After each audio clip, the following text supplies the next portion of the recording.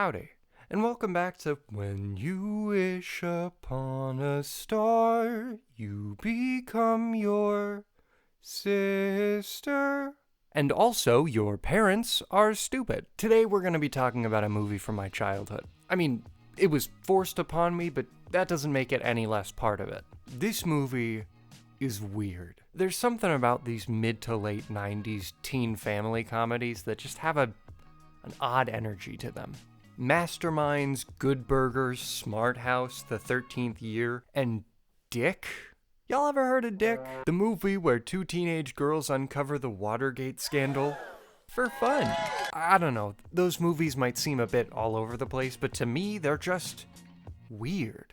Weirdest of all, though, is Wish Upon a Star. This movie is just an amalgam of so much shit. It stars Katherine Heigl and Danielle Harris, two actresses who have had very different paths when it comes to the roles they've picked up. The story of this movie rips off Freaky Friday, which itself is just a modern retelling of vice versa. But this movie has so many twists and turns and quirks about it that makes it so fascinating. It's about two sisters, the older Alexia and the younger Haley, who end up switching bodies when the younger one, out of jealousy, makes a wish upon a star. I wonder why they called the movie that. There is way more to this film though. So let's go ahead and just jump into it. The movie begins with a look into a typical day between the two sisters. When Haley is fed up with her sister taking so long, she gets uncomfortable by the workers across the street and honks the car's horn. Because surely that won't draw any attention to you. Now take note of this guy. He becomes an actual-ish character halfway through the movie. We also get a bit of an understanding of the family dynamic between these two and their parents. Ben and Nan here have way more plot than I remember them having. They've become tired of the state of the family and how their daughters treat them and each other. Alex is more disrespectful and Haley is... well, they don't really talk about her all that much. So they devise a plan to fix everything by not doing anything. No more rules or scolding or saying no to them. Also, this reaction shot is really weird. When the two arrive at school, we meet Kyle, of course, Alex's boyfriend. He's quite crucial to the plot despite being such a boring character. Here in school, we see a bit of the sisters' goals. Alex wants to win this prom queen thing, and Haley wants to win the science fair. Pretty normal stuff so far, yeah? Well, I think it's time we get a little bit weirder. When they get home, we find Haley snooping on Alex making out with Kyle, showing off that she has a bit of a crush on him. During an awkward dinner, Haley pulls out this weird machine, which is the project for the science fair, but that isn't explained at all. She just kind of puts it on the table, and then that's that. It really confused me because she also had it during the next scene, which is where the title of the movie comes into play. While spying on her sister, Haley makes a wish upon a star to be her sister. And do you know what? The next day, she is. And for some reason, both of them go about the beginning of their mornings without opening their eyes.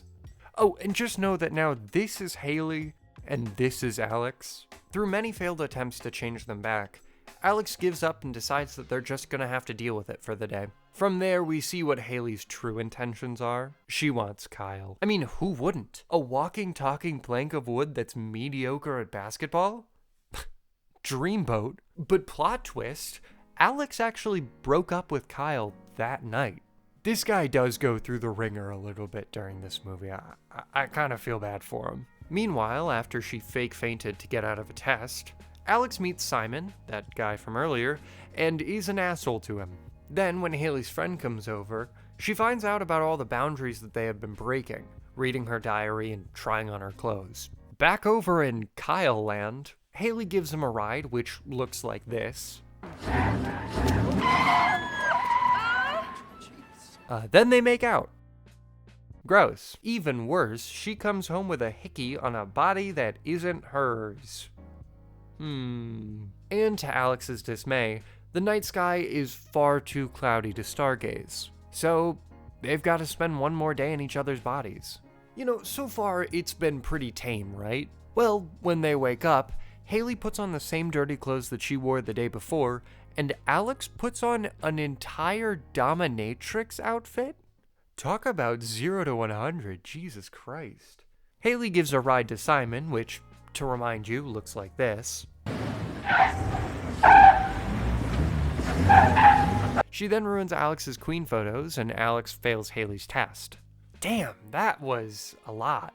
Surely nothing else will happen. Alex does a striptease on the lunch tables, and then Haley mauls Kyle with kisses.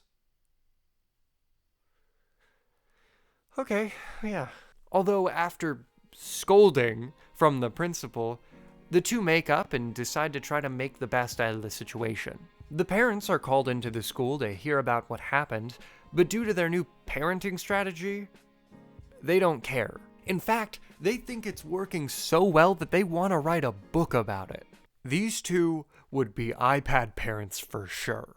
Haley has a heart-to-heart with Kyle, but plot twist, he sees her talking with Simon and thinks that Alex doesn't care about him. Also, Simon is kind of a weirdo. He says that, although I am more physically attracted to your sister, our personalities are just much more compatible. This is the type of guy to only use the word female when referring to women. Unfortunately, they end up falling asleep before stargazing, but Haley wakes up just in time to see a shooting star to reverse her wish. But when they wake up in the morning, nothing's changed. So now they have to go through the most important day in each other's lives.